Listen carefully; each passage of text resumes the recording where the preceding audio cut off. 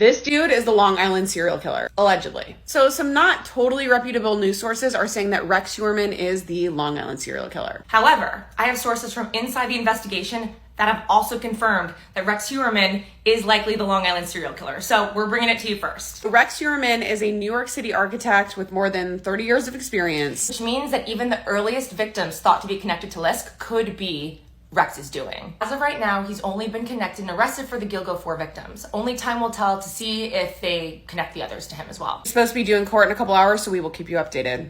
There is an update in the Jane Doe case. On January 27, 1993, a couple of kids playing in the Wayne Fitzgerald State Park in Ena, Illinois came across a severed head of a woman dangling in the bushes. It looked as if the head had been thrown out of a moving car. Authorities discovered that the woman had wry neck syndrome, which caused her neck to tilt sideways in life. After investigating with no leads, authorities released this facial reconstructed image, and the woman became known as Jane Doe. The case went cold until March of this year, when cold case detectives created a new DNA profile that came back with a match: 25-year-old Susan Lund. Susan was a mom of 3 and pregnant at the time she went missing after walking to a store on Christmas Eve in 1992. At the time, she lived in Clarksville, Tennessee with her husband and kids. Just 2 weeks after she went missing, Clarksville police stopped looking for her based on possible sightings of her and even stated, quote, "She's over 18, so she can come and go as she pleases," end quote. Just 1 month later, her head was found over 175 miles away. The rest of her body has never been found. Susan's killer is still out there, and she still needs justice. If you have any information regarding the murder of Susan Lund, please call the Jefferson County Sheriff's Office at 618-244-8004.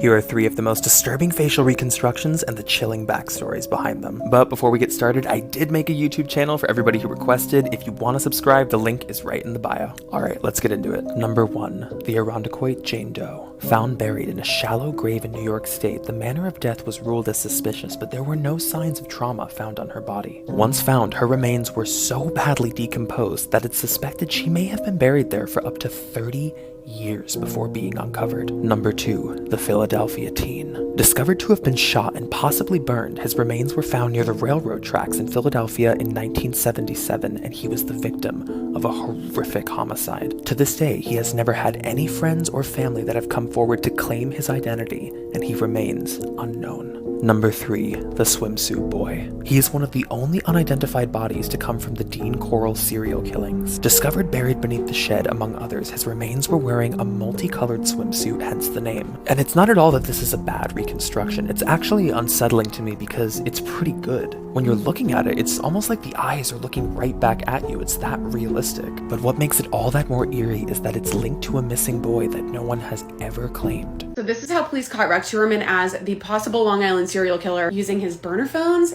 and his Tinder account. This fucking loser thought he was so sly, but it is literally what led to his arrest. Like I said, this loser loved a burner phone. He bought multiple different burner phones. He used to set up meetings with 3 of 4 of the victims, and then he would dump them after each murder occurred. Also used the burner phone to make taunting calls to Melissa Bartholomew's sister, and checked Maureen Brainerd Barnes' voicemail after she disappeared. So then they find this dude's Amex. It's connected to a Google Pay account, which is what he's using to pay for his Tinder. He signed up using the alias Andrew Roberts with the AOL email account Springfield Man 9. Springfield Man 9 account had been set up in 2011 with the name John Springfield, another alias, using a second burner phone. Then they look into the Springfield 9 account and find out that there are selfies attached to that account of Rex Heuermann, the loser himself. That is just the connection between his burner phones and his Tinder, and I'll go through the Google searches next.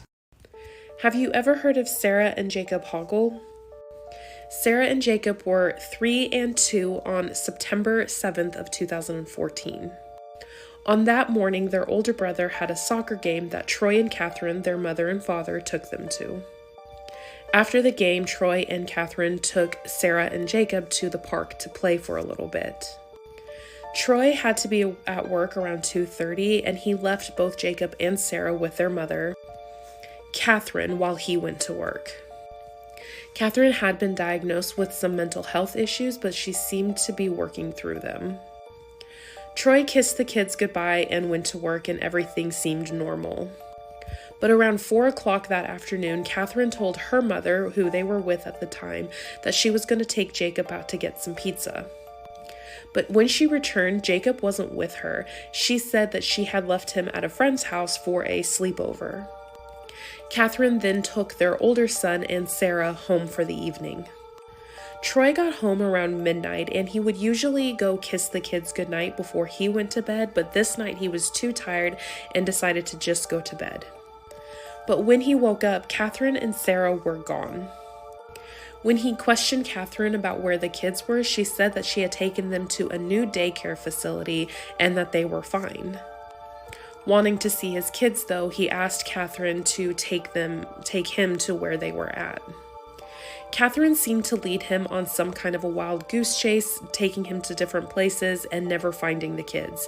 Finally, Troy got frustrated and started going towards a police station, and she panicked and asked to stop at a fast food restaurant first. It was while she was at this fast food restaurant that she texted her mom saying that the kids were fine, and then Catherine disappeared. She was found several days later wandering the streets. She was taken into custody after this. Part 2 will be up tonight. Babies kept passing away around this nurse. When investigators took a closer look, they were shocked by what they found. Lucy Lepty is a 32-year-old nurse who is currently on trial for taking the lives of 7 babies. She's also been accused of harming a further 10. It is alleged that she did this between the years 2015 to 16.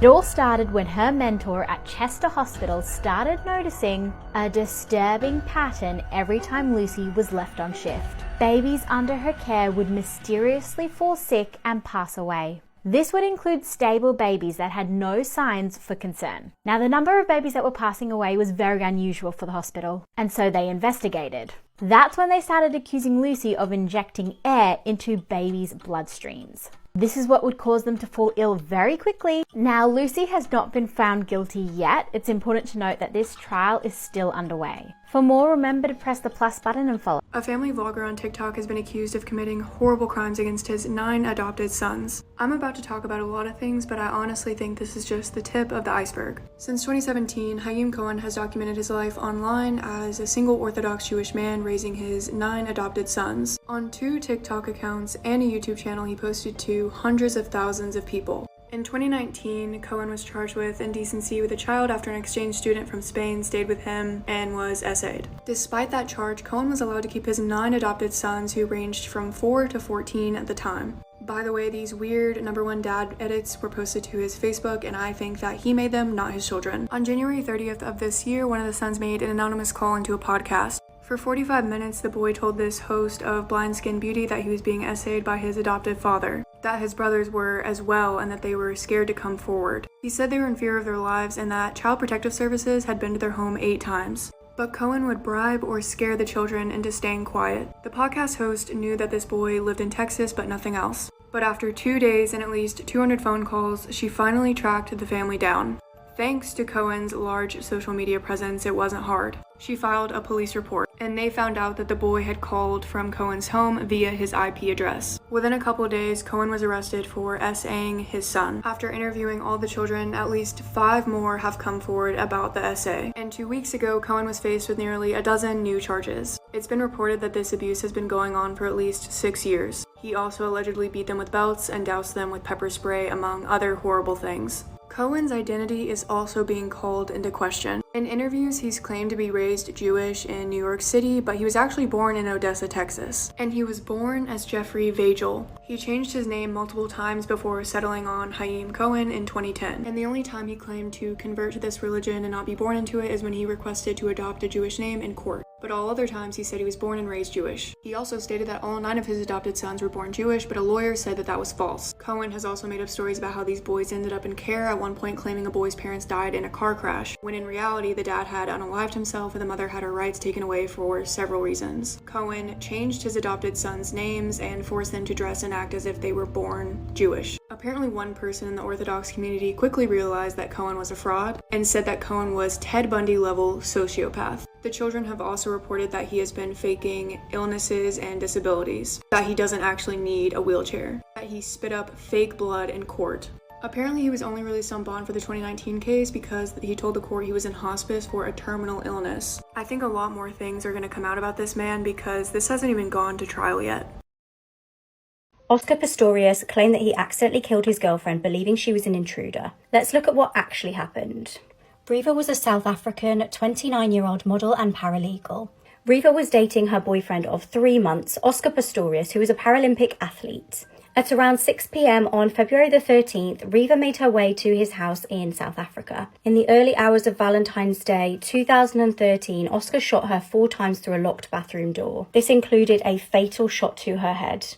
He then broke down the bathroom door with a bat and called police. Oscar claimed that he thought she was an intruder. He claimed he was hot in the night and wanted to get a fan to cool him down. While doing this, he heard a noise in the bathroom that he assumed was an intruder. He said he grabbed his gun and shouted to Riva to call police. He claimed that he did not notice that she wasn't actually in bed next to him. However, neighbors reported hearing a couple arguing at around 2 a.m. They also heard a woman screaming at around 3 a.m. when the shooting took place.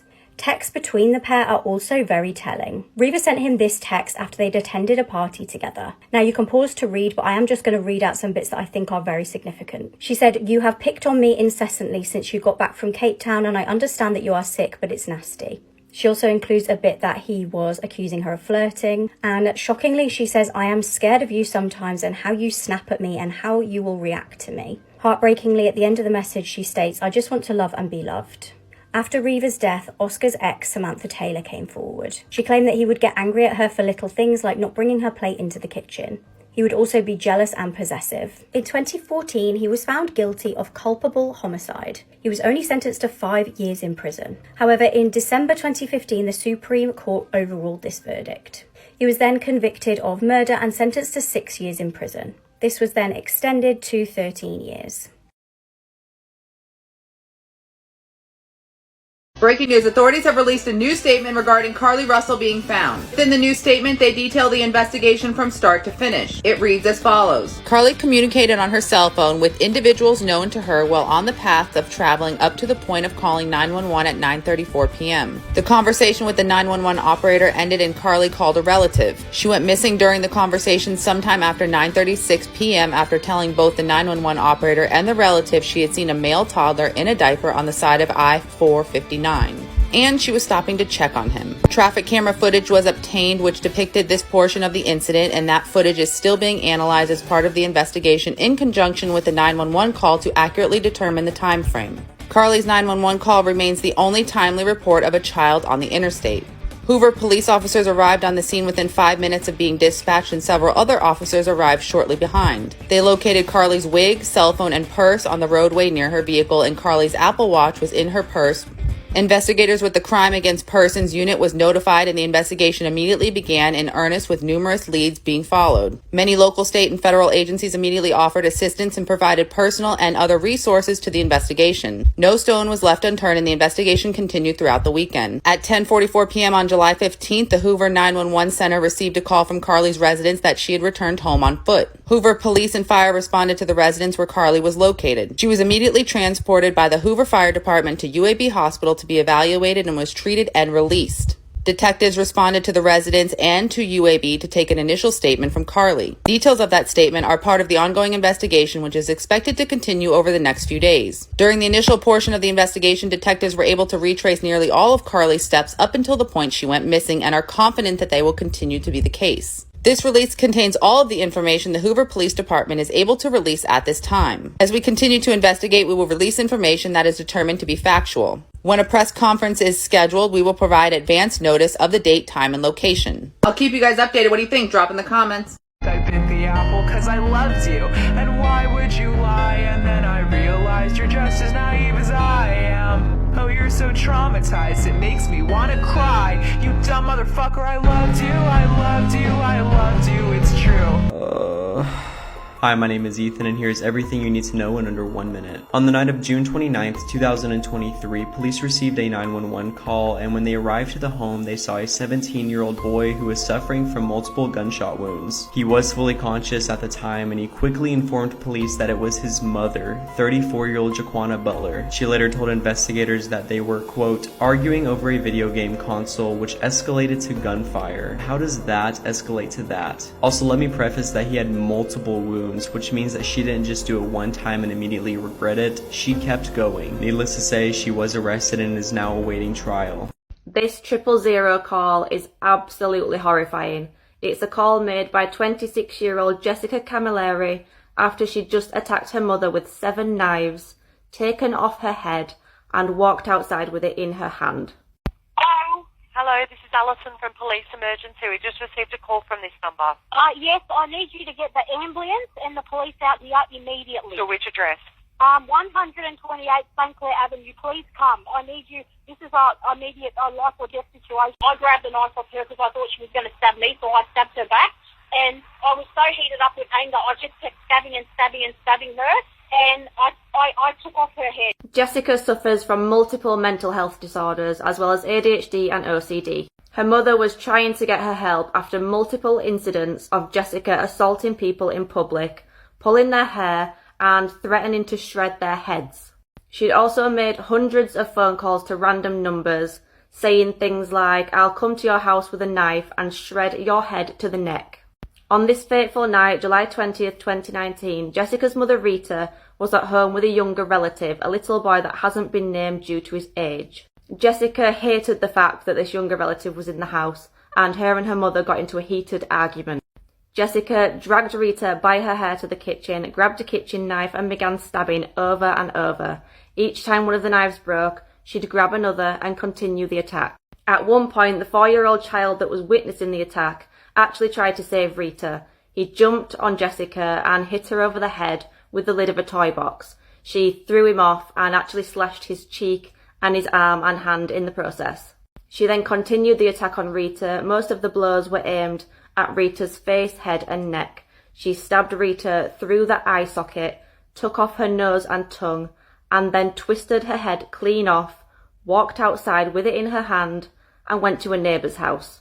She then made that 000 phone call, and when police arrived, she told them, "My mother's head is on the concrete over there. Can you sew it back on?" Jessica's trial began, and the court was played the 000 phone call as well as body cam footage that showed Jessica repeatedly asking police if they could bring her mother back to life and reattach her head.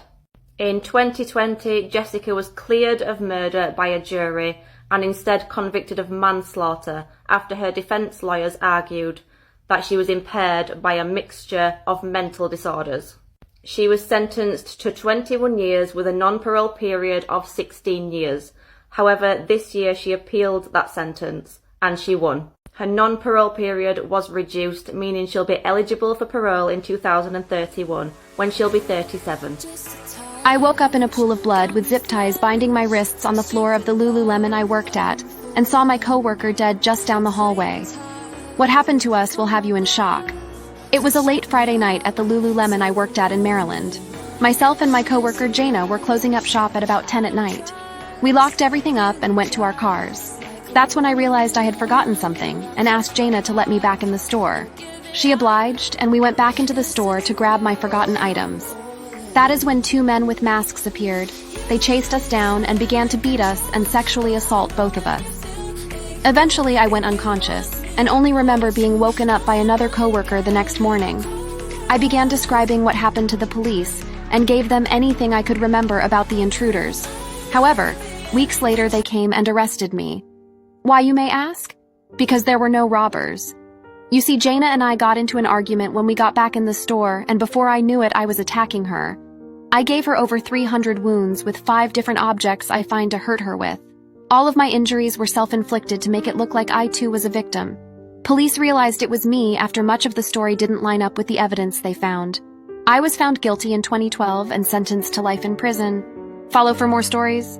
Let's talk about the unsolved Ayesha and Hemraj murder case. 13-year-old Ayesha Talwar was found in her bedroom in Noida, India on May 16, 2008 with her throat slit. Ayesha's parents, Nupur and Rajesh Talwar, had hired a 45-year-old man named Hemraj to help around the house. Hemraj was considered the primary murder suspect in the case and he was missing. Rajesh blamed Hemraj and the police suspected that he attempted to sexually assault Ayesha, but when she resisted, he killed her. The police announced a reward of 20,000 rupees for any tips leading to his arrest. The case took a quick turn when doctors who visited the Talwar home the next day discovered bloody handprints on the door handle leading to the terrace, bloody footprints on the floor, and bloodstains on the staircase. They asked Rajesh for keys to the terrace door, but he didn't give them to them. The authorities on the hunt for Hemraj broke the lock to the terrace door and found their suspect. He was dead on the other side and partially decomposed. There was evidence that both bodies had been moved around the home. Just like that, this became a double homicide case, and Arushi's parents were now the prime suspects. Arushi's parents were dentists who typically worked evening shifts, and they slept in. So it was a little odd when on May 16th at 6:01 a.m., the family's housekeeper Bharti rang the doorbell, but it wasn't Hemraj who let her in. Instead, Nupur answered through the mesh door and said that the door was actually locked from the outside. She asked Bharti if she had seen Hemraj, to which she said no, so Nupur said that Hemraj must have gone out to get some milk and locked the door when he left. She asked Bharti to wait for Hemraj to return, but Bharti didn't want to wait any longer, so Nupur told her to go downstairs so she could throw her a set of keys from the balcony. Nupur then called Hemraj's phone, but the call was cut abruptly. She tried calling again, but this time the phone was turned off. By this time, Bharti was downstairs, so Nupur threw her a set of keys. According to Arushi's parents, at this point Rajesh also woke up. He walked into the living room and saw a nearly empty bottle of scotch on the dining table. This surprised him, so he asked Nupur who put the bottle there. When Nupur said she didn't know, he asked her to check Arushi's room. Her room had a self-locking door, but they found this door unlocked. They found their daughter's body, and Rajesh screamed while Nupur was shocked into silence. Bharti walked in and saw Rajesh and Nupur crying in Arushi's room. They blamed Hemraj, saying, "Look what Hemraj has done." That's when Bharti noticed Arushi's body lying in a puddle of blood with her throat slit. The police arrived at 7:15 a.m. to a crowd of 15 people in the living room and 5 or 6 people in the main bedroom. This meant that the crime scene was tampered with, along with the DNA and fingerprints that the police collected. Arushi's father told the police not to open the locked door where Hemraj's body was later found and instead gave them 25,000 rupees to track down Hemraj. Rajesh and Nupur claimed they didn't hear anything when the murders took place because they had their bedroom door closed and the AC drowned out any sound. On May 15th, 2008, the night Arushi was murdered, her friend Anmol called the house landline because he was unable to get through to her cell phone.